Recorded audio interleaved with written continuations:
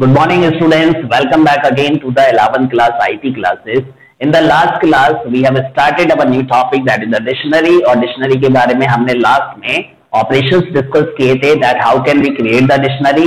Dictionary create करने के बहुत सारे methods थे. Then we discuss how can we access each and every element of the dictionary. That is the traversing of operation. Then we discuss that how can we delete a particular element from the dictionary. Then we discuss how can we modify the existing elements or add the new elements within the dictionary. So all these operations that we have already discussed, and besides that we have also discussed that how can we check the existence of a particular element within a dictionary. क्या कोई element already उस dictionary में है तो उसकी existence को हम कैसे check कर सकते हैं, that is with the help of in or not in operator. आज की इस क्लास में हम डिक्शनरी का लास्ट टॉपिक डिस्कस करने वाले हैं and the last topic is the dictionary functions. जैसे लिस्ट में हमने कुछ फंक्शंस को परफॉर्म किया था, ऐसे डिक्शनरी के भी अपने खुद के कुछ फंक्शंस होते हैं जिसकी हेल्प से हम डिक्शनरी के ऊपर ऑपरेशन परफॉर्म कर सकते हैं. So we have total 6 functions are there that we can perform over the dictionary.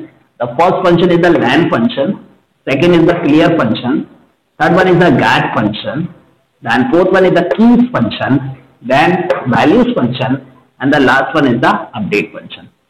So one by one we will discuss each and every function, कैसे ये function काम करते हैं. तो सबसे पहला जो function है, the first function that is the len function. Len function basically इसलिए यूज होता है, it is used to count and display. It is used to count and display total number of elements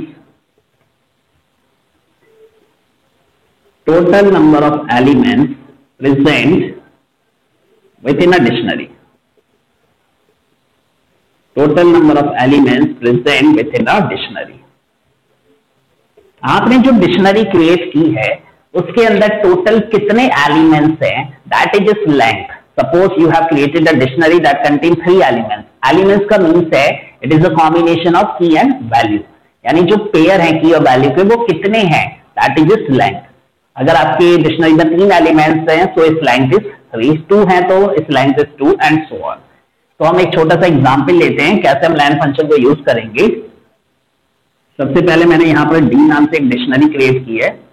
इसमें सबसे पहले roll number define किया, एक की define की और उसकी वैल्यू डिफाइन की 10, देन नेम डिफाइन किया, इसके बाद इसमें एक वैल्यू डिफाइन की that is Rohan.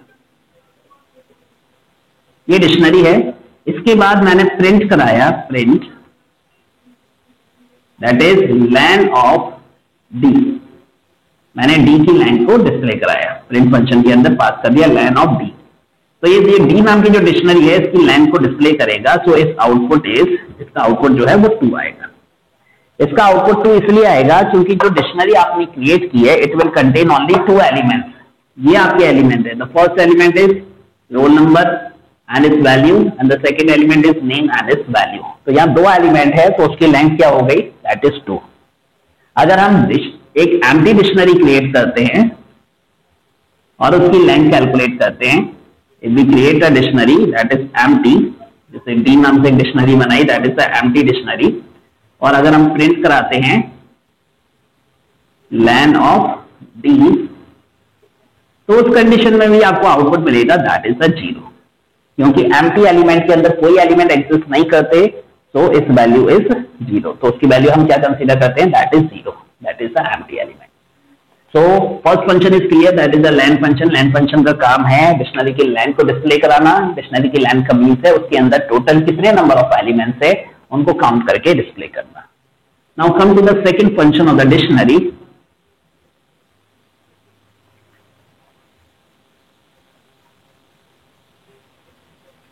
Second function is clear function.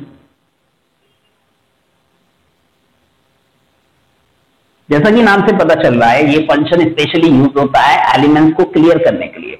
So with the help of such function, we can delete all the elements that are present within the dictionary and make a dictionary empty. इस function की help से हम क्या कर सकते हैं, अपनी dictionary के अंदर जितने भी एलिमेंट्स हैं उन सबको एक ही बार में रिमूव करके अपनी डिक्शनरी को एम्प्टी कर सकते हैं. तो सच फंक्शन, डेफिनेशन में यही नोट कर रहा हूं, आप इसकी हेल्प से नोट्स प्रिपेयर कर सकते हैं। Such function is used to clear the dictionary,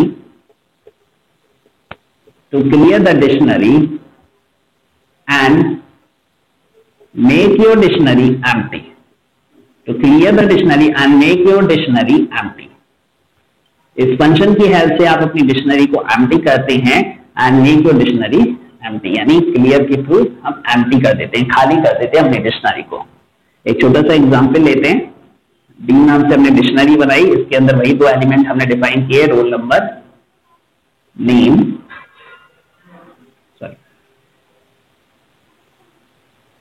roll number इसमें 10 डिफाइन किया and second is the name, इसमें हमने रोहन डिफाइन किया। इसके बाद हमने D dot clear function call किया। देखिए हर फंक्शन को कॉल करने का एक तरीका है, लैन फंक्शन को किसी और तरीके से कॉल किया गया, बाकी जो डिक्शनरी के फंक्शन है वो इस तरह से कॉल होंगे, dictionary name dot function name. तो डी डॉट क्लियर फंक्शन, इसके बाद अगर आप डिक्शनरी को डिस्प्ले कराते हैं प्रिंट डिक्शनरी डी, सो इस आउटपुट इज 0। 0 किस केस में आया था, अभी हमने थोड़ी देर पहले डिस्प्ले कराया था। 0 आउटपुट तब आता है जब उस डिक्शनरी में कोई भी एलिमेंट नहीं है। It means when your dictionary is empty so it will display the output is 0। तो इस केस में इस डिक्शनरी में 2 एलिमेंट थे, लेकिन डी डॉट क्लियर फंक्शन ने उसको एम्प्टी कर दिया, तो जब आप उसको डिस्प्ले कराओगे तो उस केस में आपको 0 शो होगा, तो इट बिकम एम्प्टी। तो सेकेंड फंक्शन भी क्लियर हो गया, that is also the clear function. तो क्लियर फंक्शन क्लियर हो गया। इसके बाद नेक्स्ट डिक्शनरी फंक्शन